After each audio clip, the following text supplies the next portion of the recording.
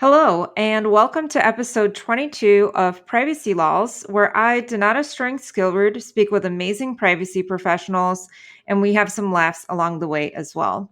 Today, I'll be speaking with privacy attorney Shannon Ralich about how we as consumers can protect our privacy.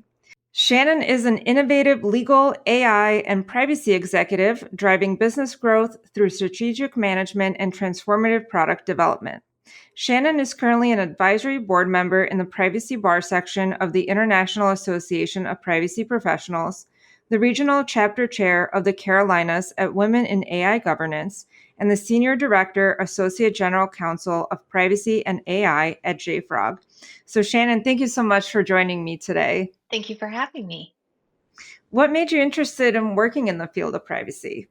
Of course, before I jump in, all these views and opinions expressed today are my personal opinions and don't reflect the views of my employer. My journey into privacy began through cybersecurity. I've always been drawn to really complex problems. There's something deeply satisfying about bringing clear, structured solutions to really chaotic environments. And privacy and security are inherently intertwined. So you simply can't have effective privacy without very strong security foundations. So when the GDPR was introduced, expanding my practice into privacy felt like a very natural progression. The field combines technical challenges with real human impact, which keeps me engaged and motivated every day.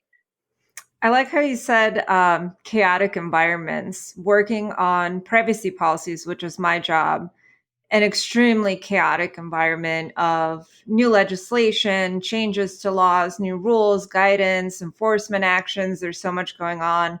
And then you have to somehow combine that all into one document. Yes, privacy never sleeps. Absolutely. You've also been a part of some really cool nonprofits in your career. Can you tell me a little bit about your volunteer work?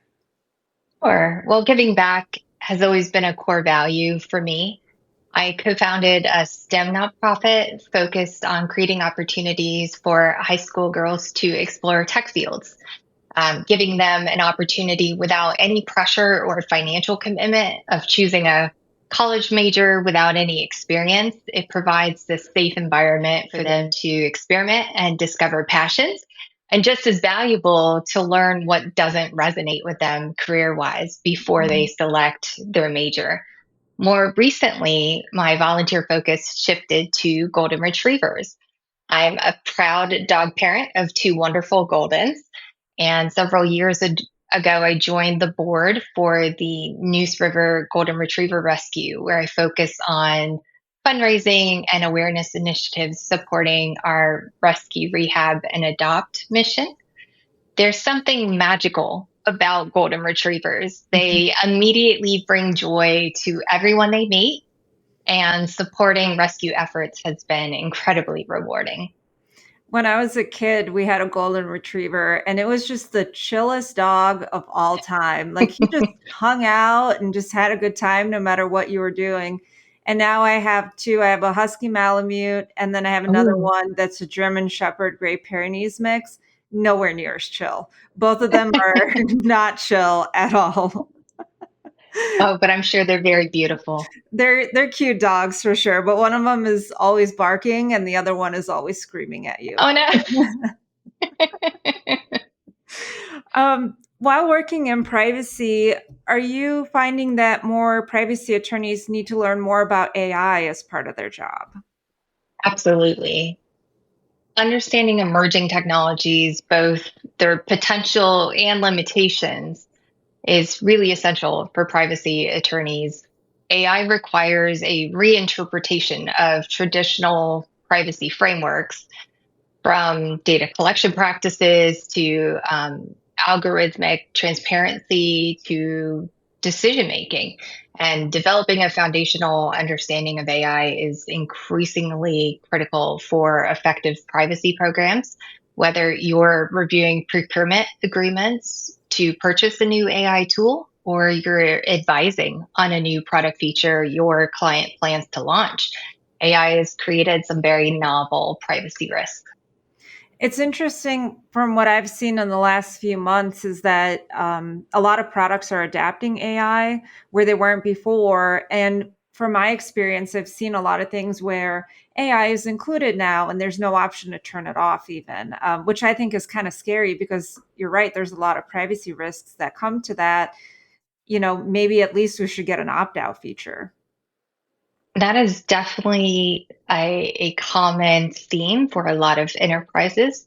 They want control over the data in their tech stack. And so they want to be able to run a full risk assessment before deciding whether to implement these technologies.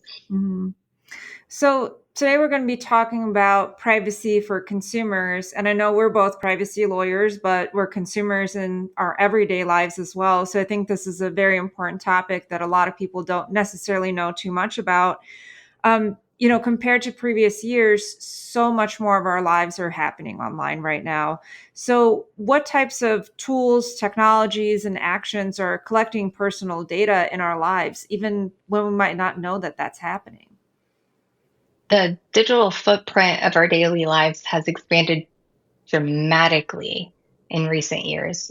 Personal data is consistently being collected through our phones, smart home devices, wearables, social media platforms, web browsers, loyalty cards, vehicles, and apps. The expansion of Internet of Things or IoT devices means that any connected device, from our doorbells to our smart refrigerators to washer and dryers to voice assistants, they're all data collection points now. Mhm.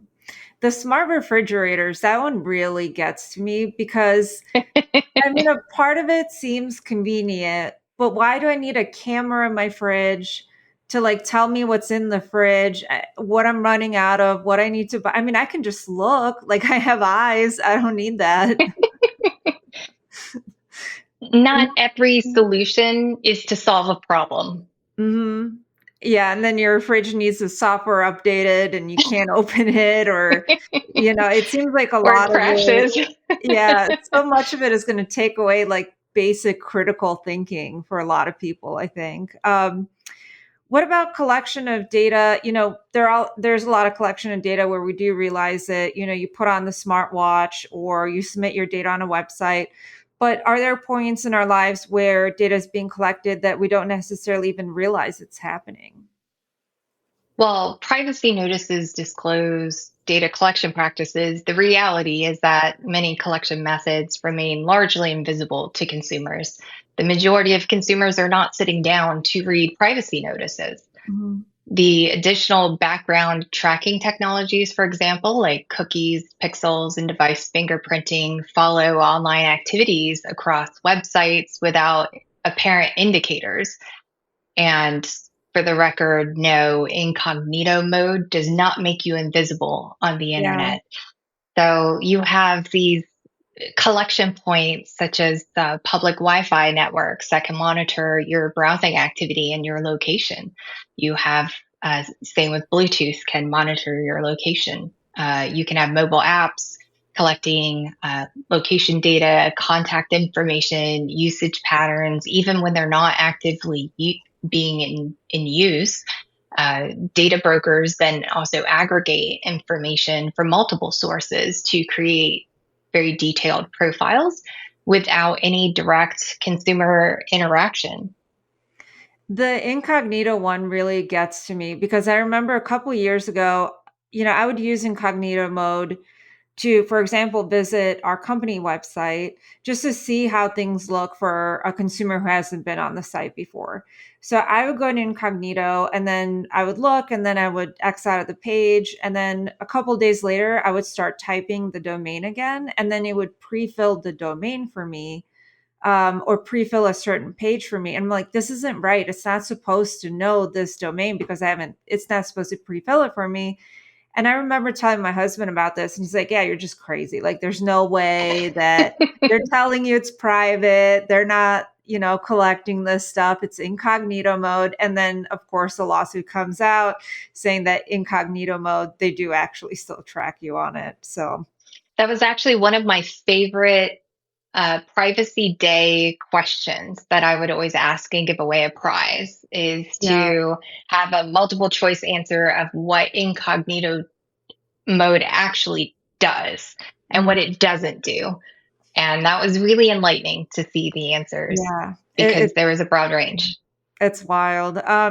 So when we're going through these things, as data is being collected about us, what types of data are collected?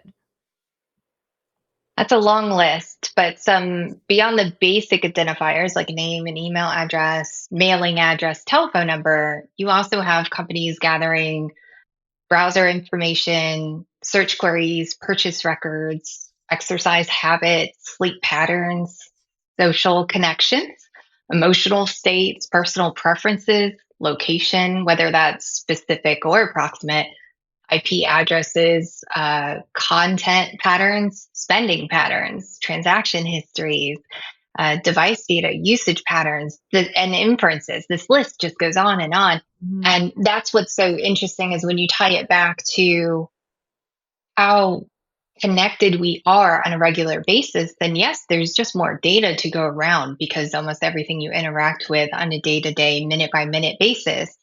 So think about how many times you pick up your phone every day Yeah. and what you're doing with it. It think about how much data you have produced in one day. Yeah. It's really shocking. It's pretty wild for sure. And I think most people assume, okay, I'm going to go online. I sort of know that some data is collected about me, but really what's the harm? Of people having this data about me. So how could this data be used against us as consumers?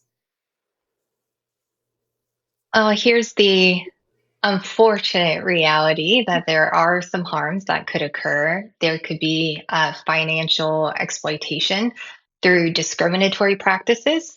Sometimes they're called personalized pricing. Mm. There could be targeted scams or manipulative marketing based on profiles.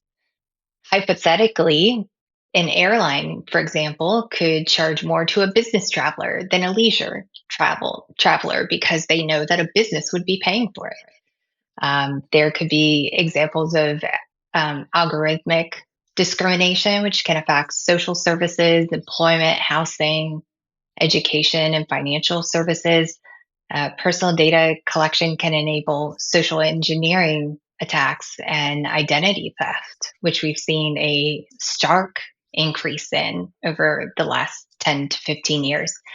And location data can enable physical tracking, which there have been news stories about people being tracked and uh, the question of whether you have any actual privacy, whether it is online or in the real world. I think it's scary how this data, could be hacked as well. So, like the Ring doorbell, people can know when you go to work or when you come home or who's at home and hack into it. And I've seen, reports of children's monitors being hacked to say Mhm. nasty things to kids or people getting attacked in their homes. And stalkers can see where you are at any given time. And I think that a lot of it is, especially in other countries, if you're a certain religion or sexual orientation, the government could potentially use that against you as well. People have been jailed and accused of crimes based of the wrong AI identification. It can get pretty scary pretty fast, I think. Absolutely. Well, as we said earlier, you really can't have privacy without security. Mhm. Yeah, exactly. So that definitely illustrates that if these things can be hacked, then you're kind of you don't have any more privacy anymore because that can be used against you. So something that we all do on a regular basis, a daily basis, probably multiple times per day, we're visiting business websites. Maybe we want to learn about somebody's services or we want to buy something. As a consumer, how can you quickly spot whether a website is privacy friendly? Great question. First, I would start with utilizing a privacy friendly browser that helps to block trackers. Check if the site uses HTTPS encryption. So look for the little padlock in your browser. Privacy friendly sites typically offer meaningful cookie choices and provide clear opt out methods. Presence of data subject rights section in their privacy notice explaining how to delete your data, or a self help tool within their administrative console.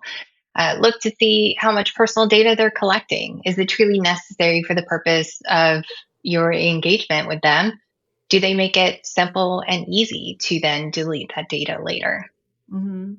What I like looking for is pre-checked boxes. So if I'm looking for something on a website and I see a form and it's pre-checked the box, send me SMS text messaging or sign me up for email marketing, I'm not going to submit my data because I know they're going to sign me up for it no matter what I select. And that's a very basic tenet of consent and privacy by design is don't pre-check those boxes. So if they haven't pre-checked, I know they probably don't care about it too much. Well, and I know that there's been a lot of discussion about web forms, and I'll just say in general, keep in mind that while you may need to complete a web form, there are some methodologies you can use to still protect your data. For Mhm. example, you can use some of these more advanced feature sets of having a unique email address, hide your email feature. Google also allows you to add your Google email address and add a plus sign followed by any Mhm. word. And so you could tag this particular company, give them a unique email, and then it allows you to be able to filter better in your box, but also you can see if they sell that Yeah. later. Yeah, I love doing that. So I do like Donata plus Walmart at Termageddon.com. And if I'm getting emails from, I don't know, Timu, and not that I have, not to like be calling Walmart out here because they haven't done that. But, then I know that they shared that information or they sold it with somebody they weren't supposed to do it. So that's a really great way to like very easily spot who did that. Absolutely. It So, helps shine a light. yep. So you just talked about cookie consents and being provided an actual choice. So, when consumers go on a website and let's say they are given an actual choice to accept or decline, which is not every website, unfortunately, but should they be accepting or declining those cookies when they're given that option? It's really a personal choice. I think cookie choices should be made thoughtfully, depending on how you're going to use the site. Many sites offer granular cookie controls, so you can select to accept only the cookies you're comfortable with in a particular category. Yeah, I like doing that. I like accepting functional, but not marketing, or not accepting the advertising cookies, especially on something where, I already know what I want to buy and I don't necessarily want to get ads for the same item for the rest of my life. But sometimes when I don't know what I want to buy, I will accept advertising cookies because I think that I'll get like a discount or something. Like I'll see an Mhm. ad and get a discount and maybe I'll buy it then if I'm not sure right now. So, yeah. Yes, there used to be that really famous trick of go shopping on the site, put a bunch of things in your cart, and then walk away Mhm. and wait for the Yeah. coupon code to magically appear in your email Yep. box. Yeah. That's a great trick for sure. So, this has happened to me a couple of times, and I know a few other people who it's happened to. So I go on a company's website, I don't submit my email, I don't submit my contact information, and I leave without purchasing anything. And then about an hour later, I get an email telling me about a sale the company's having on those products. How does that happen, and what can we do to prevent that? That likely happened through cookie based or device fingerprinting tracking combined with email matching. So, if you've previously shared your email with that company, a business partner, or a data broker, your browsing session can be connected to your email through cross site tracking tech. A fun experiment then is when you provide that unique email address, you can see then which company provided that email address to this other company, either sold it or shared it. That that's one methodology. Again, using that plus symbol and categorizing it. You can also use the hide my email function to create a randomly generated unique email address. And then you can also delete it at any time, which is great because at least then if you decide you no longer want the type of content that's coming in, um, some people will go through the unsubscribe process. Sometimes the unsubscribe process fails. Yeah. And so you may be forced then to actually remove that email address and prevent it from coming through anymore. I think those IP intelligence tools is definitely one of the creepier technologies that companies are using right now because it's so jarring, right? As a consumer, you do kind of, I mean, you're not paying super close attention usually, but you do kind of know, okay, I didn't buy anything here and I didn't sign up for anything here. Where did they get my email from? And I wonder how much these tools cause privacy complaints or privacy inquiries and whether it's truly really worth it. Because if I wanted to know about your sales, I would have signed up for your email marketing list. I clearly didn't do that. So I didn't want that. And then boom, I get the marketing anyway. And I really hope that there's legislation that stops that soon. Um, on the other hand, let's say I do go to a website and I did submit my personal data, or I signed up for their email marketing list or sign up for their text, but I'm just getting a ton of spam, right? They're constantly bugging me with sales and marketing and whatever else. How can consumers stop that? If you look at the email, usually on the bottom, there's either an unsubscribe option or a preference center of some type. So maybe you want to adjust the frequency of those emails. Maybe you're still interested in seeing what's new at that store, but you don't need an email every day. Or you didn't sign up for this and you don't know why you're getting them, then you can unsubscribe from them. For text messages, you can reply stop, which typically triggers a automated unsubscribe. If these methods don't work, you can contact their customer support directly and explicitly request removal from all marketing lists. For persistent problems, you can also use email filtering to create rules to delete or redirect those messages from particular senders automatically so they're not clogging up your inbox. I recently found a hack. So I get a ton of spam messages. So I own a business, and 90% of the text messages that I get are from companies offering me loans or some kind of business services or something like that. And I've never signed up for any of this stuff. So my favorite hack right now is to reply with, they say, I'd love to discuss business loans with you. And I'll say, I would love to discuss my privacy rights with you. And then I get a message saying that you have been manually opted out of receiving any more text messages from this company. And that's what I've been doing. And once I reply with that, I never hear back from them again. I just discovered this a couple weeks ago, and it's working really well. Well, I think in that example, that's because we have some great friends, privacy professionals within the Yes. financial industry that really focus on their GLBA compliance, and we Yeah. thank them for it. Yeah, I think the people spamming me haven't even heard of GLBA, but because they wouldn't be spamming me in the first place, and they're not from like actual legitimate financial institutions, I don't think. Um, so, how do companies that you never interact with obtain our data? They can do that in several different ways, and usually one trick I've noticed is some consumers aren't aware that on some sites, if you go on and start completing a web form, they actually do receive that information without you submitting the Mm, form. So they could have a partially completed web form provided to them. They could have utilization of this tracking tech. Other times they have lead generation services that just help provide, a list of individuals that they may want to contact.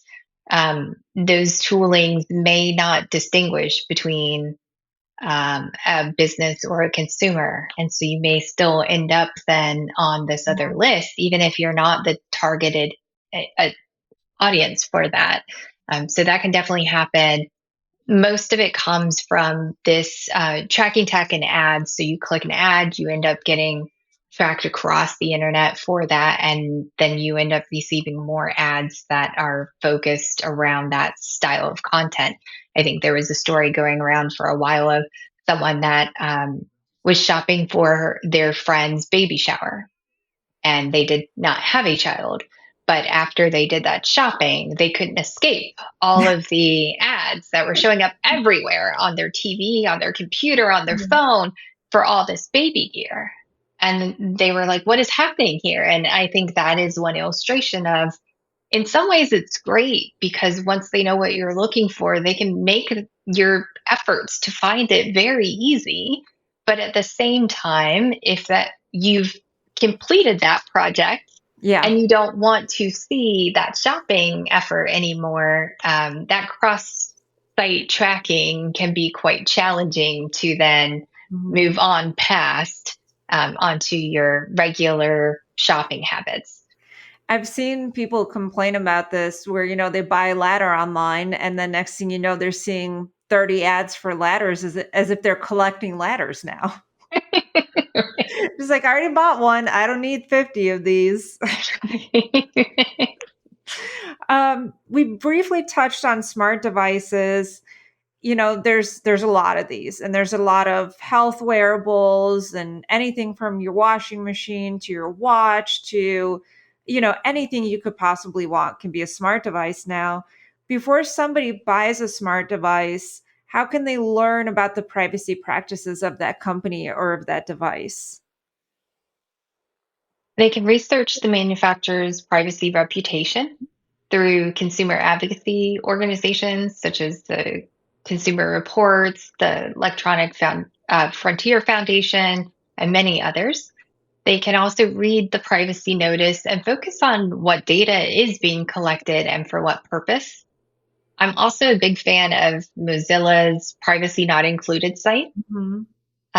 which really does a nice job of trying to simplify very complicated notices into a quick gut reaction of and simplification of some of the data collection practices. You can also research online for news articles related to the manufacturer, which may make mentions of privacy controversies or data breaches. Check if the manufacturer provides regular security updates in their help center. So look for that. And how long they commit to supporting your device, which is important. That's how a lot of data breaches have happened, is people didn't realize either that they were supposed to be updating the piece of hardware, or that it was actually out of life, end of life, out of the Mhm. update cycle. So look for privacy certifications and compliance standards also, like ISO certifications.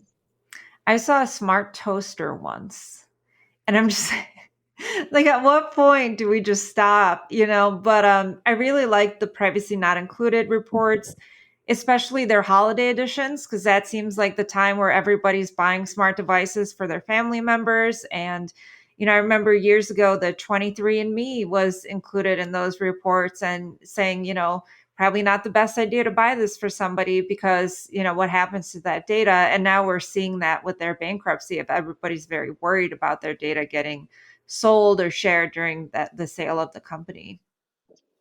Yeah. And I like that Mozilla's privacy not included site takes a very broad perspective of the coverage. So you'll see Mhm. children's toys on there, you'll see wearables, you'll see standard IoT devices, but also more creative things that you may not even stop to question in a Yeah. moment, but you really should. And so even just browsing it, I don't know, maybe it's the privacy geek in me. I just find it quite fascinating to read. I So like well it. done. Yeah.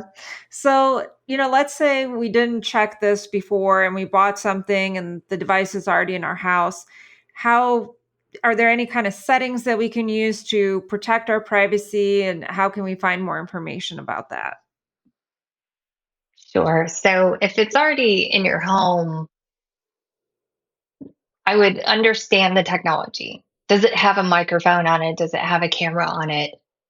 Hopefully, you considered those things before you purchased it. because ideally you wouldn't purchase something that has a piece of hardware in it you don't need. Mhm. And then consider, does it use random identifiers on cloud servers? Is the data encrypted on the device itself and in the server that it's syncing with? So during transmission and then its storage on the server, these are things that you can usually find in FAQs and documentation that comes with the hardware. Understanding once it's home, number one thing, please do this. Please update the password Yeah. to a strong password, not 1234, not your home address, not any of those things. Let's make it strong, challenging, letters, numbers, and symbols. Let's turn on multi-factor authentication. Please set up separate guest networks for smart devices to isolate them from your main network. Mhm. When you sign up, read the options. They do give some options that you can opt out of some of the tracking in there if you take a few moments to really read what they're asking. And I would always say when you're doing device setup, don't rush it. And if you have to start over, you can reset the device and start all the way over from scratch and do it again. It's never too late to reconsider the options that you've set up. Um, so think about limiting third party integrations. So everyone offers connection to something else that offers a connection to something else. That just means you're just sharing all of that data across to many other platforms and companies. Use your device controls to limit how much personal data. Usually it comes with an app that then has another set of settings. So consider that as well. Keep the app and the device firmware regularly updated. And then once you decide you're not using that device anymore, request that your data is deleted Yeah. and then delete your account. And remember, you can do everything right and hackers can still find a way. Yeah. Security flaws are a way of life, unfortunately. And so just keep that in mind. I really like the idea of assigning a different Wi-Fi network to your IoT devices. So at home, our Wi-Fi, our regular Wi-Fi that we use for most things, for this will make sense to fans of The Office, but we call it PP Halpert. And then our IoT is IoT time. So we Nice. do have separate Wi-Fi for those things. And I remember when I bought my washing machine, it's a quote unquote smart washing machine. So I could install an app and it basically pings my phone when the washing cycle's done. But I'm just like, I can just listen. Like I can just hear it, and it does the chime when it's done. And I could just listen for that. I don't really need an app for that. So I never connected it. But you could always disconnect it from Wi Fi and delete the app, which can clear your data. So, I mean, you could always disconnect stuff that you don't really need to. Absolutely. And really consider whether the device needs to be connected when you go to purchase a device, because you can save yourself a couple $100s, especially on these major purchases, of not Yeah. having a smart or connected device. Really think about how that would function for the way that this device works and your lifestyle. Mhm. And if you don't need it, you could save yourself some money, because keep in mind it's more equipment, it's more complication, and it does add another layer of complexity that potentially could fail. Yeah. So Yeah. that's It's something for to consider. definitely more stuff that can break. So when we go to, like, let's say a website, or we wear a device or we buy a device, a lot of consumers assume that that information that's being collected, it's just provided to that company and will not be shared or sold. Is there anything that consumers can do to protect their information from the sharing and selling? I think the number one thing they can do is really understand the ecosystem of the device. Some are inherently meant to function in a way that they're going to share across. And usually there's mention, especially when you get certain devices, like whether they're going to share with your insurance companies or employers or your family members that are on your plan. You can find those options in the tooling, and you can find mentions of that in their notices. Really stop and take that into account. You'll also see special biometric notices that will pop up that will explain if they're sharing additional information that way. There are, of course, some companies that may use anonymized data for either research, marketing, product improvement. If that concerns you, you can um, reach out to them to discuss that further, understand really what that means, uh, opt out of it if possible, or look for devices that avoid this. But I think on the flip side of protecting your personal data online, you know, when it devices are much more complicated in that nature because now you kind of For have two sure. layers. When Mhm. you're online, you can use privacy enhancing technologies like tracker blockers, VPNs, privacy focused browsers, regularly assess your cookie options and what cookies you're willing to accept, and look at those browser settings because Mhm. some sites are actually reading those and acknowledging and accepting those, others are not.